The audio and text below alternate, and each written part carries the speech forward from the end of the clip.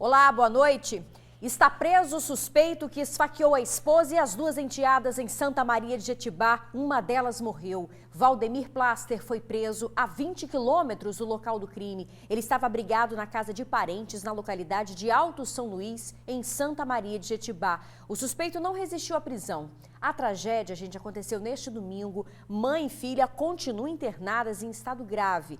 A jovem, de 24 anos, não resistiu aos ferimentos e morreu.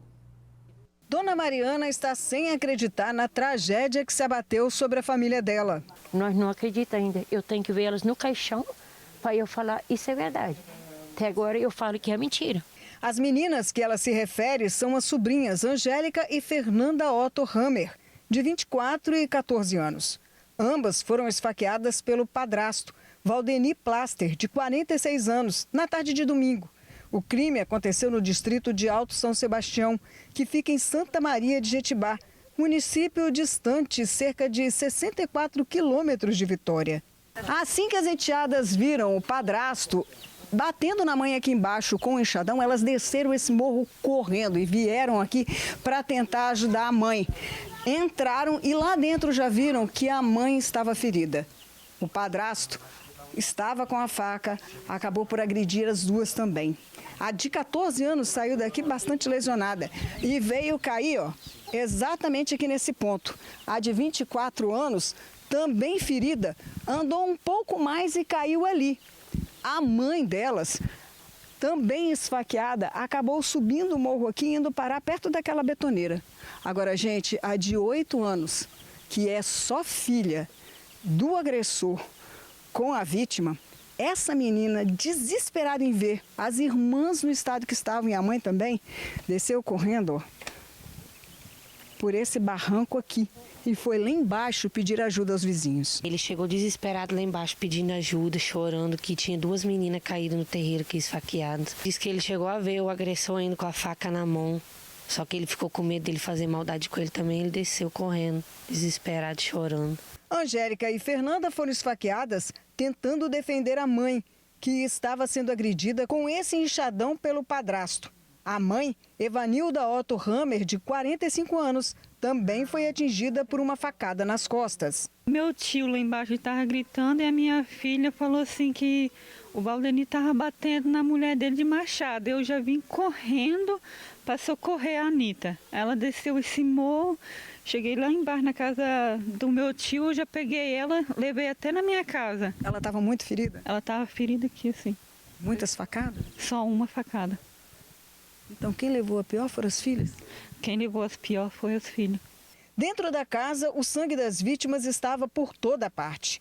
Evanilda e a filha, Fernanda, foram socorridas inicialmente para um hospital local. Depois foram transferidas para o Hospital de Urgência e Emergência em Vitória, devido à gravidade das lesões. 3 mulheres vítimas de um homem com temperamento agressivo, violento e que levava a medo à família. A Angélica sempre escondia a Fernanda. Escondia, seja debaixo de cama, seja de onde que fosse, mas sempre escondia elas. E saía de casa para deixar ele sozinho. Depois eu trabalhei 9 ou 10 anos na Polícia Civil, eu sempre acompanhei o que ele estava fazendo lá. Ele ia para a delegacia, ia para o presídio e voltava, era a mesma coisa de sempre. Com medo das ameaças do padrasto, as duas enteadas resolveram morar sozinha. Angélica comprou esse terreno aqui de Valdemir e começou a construir esta casa onde morava com a irmã. Mas mesmo em casas separadas, elas não estavam longe da mãe, não. É que elas moravam a poucos metros de onde Dona Evanilda estava. E daqui de cima elas fiscalizavam tudo lá embaixo. Tanto que elas ouviram o momento da confusão, que o padrasto estava de novo agredindo a mãe. E daqui desceram correndo para prestar ajuda. A casa tinha tudo novo. Estava montada com o esforço das meninas que trabalhavam numa granja para viver. Para este homem simples e de mãos calejadas, a morte da filha foi uma tragédia anunciada. 11 anos que sou separado daquela mulher, sabe? Eu sempre falei assim, meu Deus do céu, Deus, fala com sua mãe para largar esse camarada para lá, porque esse camarada ele já matou um cara e furou nas costas do pai dele e deu até um tiro aqui o panço dela. Aí sempre tinha aquela briga. Eu já fui mais vezes que ela ameaçou meus meninos. A menina de 8 anos, filha do casal, assistiu a tudo. Foi ela que contou para seu Laudomiro o motivo dessa chacina. Eles queriam dividir terreno, disse que não entraram em acordo, né? Não sei, deu essa fatalidade aí, né? A filha mais nova dele está comigo, está na minha casa. Ela falou assim que a mãe dela bateu no marido dela, aí começou essa intriga, aí os outros entraram no meio, aí eles começaram a matar o outro tudo aí. Terminava em tragédia o relacionamento cheio de conflitos, brigas e ameaças. Por 10 anos, esse casal esteve junto. Em alguns momentos, a família tinha paz. Esses momentos eram aqueles que Valdeni estava na cadeia. Valdeni fugiu usando, por ironia, a motocicleta de Angélica, a enteada que ele matou. A família está chocada com tudo o que aconteceu, mas principalmente está com medo. Com certeza, né? Olha, daqui a pouquinho a gente entra ao vivo, direto de Santa Maria de Jetibá, com mais detalhes desse caso que chocou todo o estado. Uma idosa foi atropelada por um ônibus do Transcol e corre o risco de ter a perna amputada. O acidente aconteceu no bairro Itanguá, em Cariacica. Dona Sebastiana Souza da Silva, de 77 anos, foi atropelada ao descer do ônibus. O veículo acabou passando por cima da perna esquerda da idosa. Ela foi socorrida para o Hospital de Urgência e Emergência em Vitória. O acidente aconteceu em frente a este ponto de ônibus, que fica na rua Clarice Alves Ribeiro, em Itanguá, Cariacica. Segundo uma testemunha que preferiu não gravar a entrevista, o motorista do ônibus disse que não viu o momento em que Dona Sebastiana desceu do coletivo.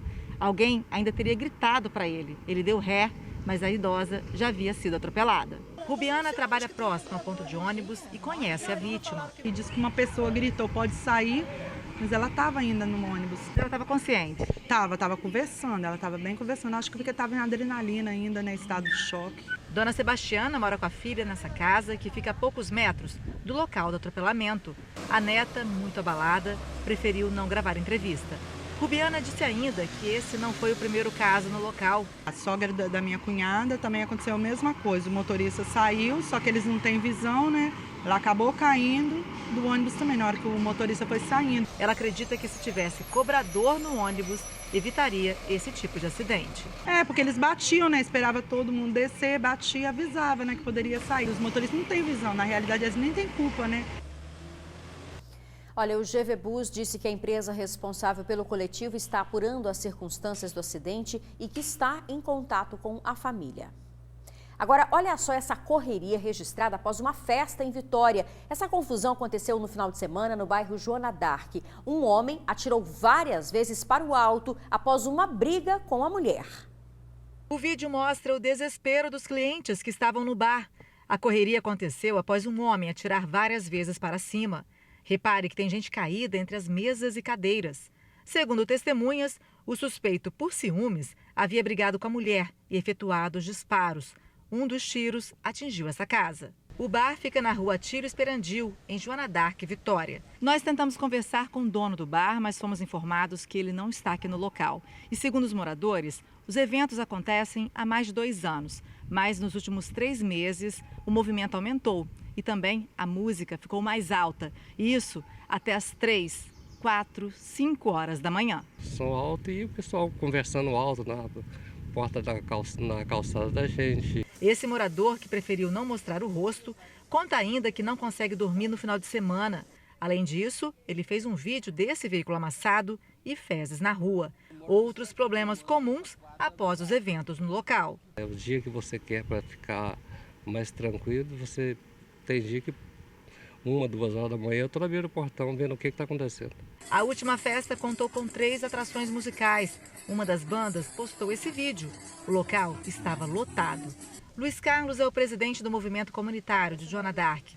Vários moradores cobraram dele uma ação para resolver o problema, porque eles dizem que ligam para a Polícia Militar e o Disque Silêncio e não são atendidos. Nesses últimos meses o pessoal está ligando para mim direto, reclamando que 4 horas da manhã, 3 horas da manhã e o som tá alto, gente, e o pessoal não tem como descansar no final de semana. A gente pretende conversar, porque todo mundo tem seu meio de vida, então ele precisa trabalhar, mas tem que obedecer, respeitar os moradores, que não está sendo respeitado os moradores. A Polícia Militar disse que uma equipe esteve no bairro, mas o suspeito não foi localizado. Já a Prefeitura de Vitória afirmou que uma equipe da fiscalização de posturas, junto com o Disque Silêncio e a Guarda Municipal, já realizaram ações no estabelecimento. A seguir, mais informações sobre a tragédia em Santa Maria de Jetibá, um instante só.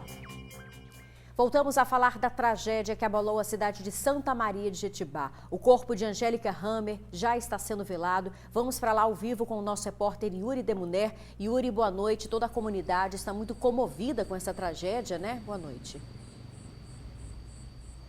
Está sim, Isabela. Uma boa noite para você, boa noite para quem está em casa. A gente está aqui na capela mortuária do centro da cidade de Santa Maria de Jetibá. A movimentação está bem intensa aqui, né? Familiares e amigos vindo se despedir da Angélica. Mas falando da prisão, a prisão do suspeito, que é companheiro e padrasto das vítimas, né? Está confirmada sim. Valdemir Plaster fugiu na moto da Angélica depois de matar a enteada ontem. Nossa produção apurou que agora à tarde ele foi localizado pela polícia na casa de parentes, num local chamado de São Luís, que fica a cerca de 20 quilômetros da casa dele, aqui mesmo no município de Santa Maria de Jetibá. Segundo a polícia, chegando lá, os militares notaram que os parentes estavam nervosos. No início ele não foi localizado, mas a PM ficou ali pela região e logo depois conseguiu encontrar aí o seu Valdemir.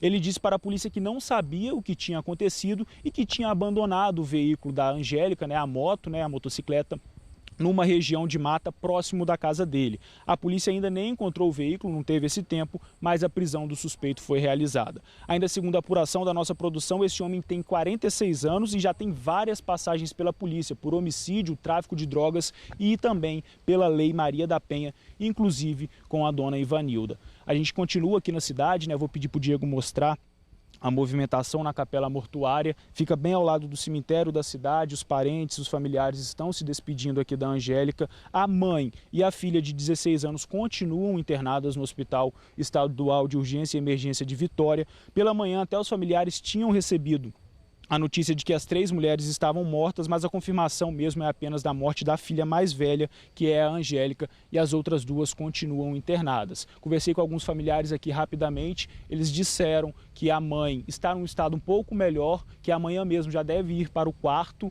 e que já vai poder receber a visita de parentes, mas a filha de 16 anos, essa adolescente, o estado de saúde dela sim é grave e ela está lutando pela vida.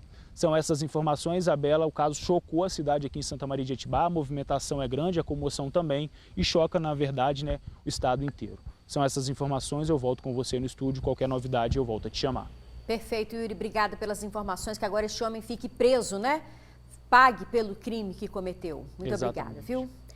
Vai responder em liberdade a enfermeira que atropelou um ciclista e provocou um acidente na fuga. A série de acidentes aconteceu hoje cedo em Vila Velha. A enfermeira está com a carteira de habilitação suspensa. O vídeo mostra o momento da batida. O acidente aconteceu na Avenida Ana Meroto, em Cobilândia, Vila Velha. Quem dirigia o veículo era a enfermeira Lilian Carla de Souza. Dentro do carro preto estavam um motorista de aplicativo e uma passageira, que acabou ferida.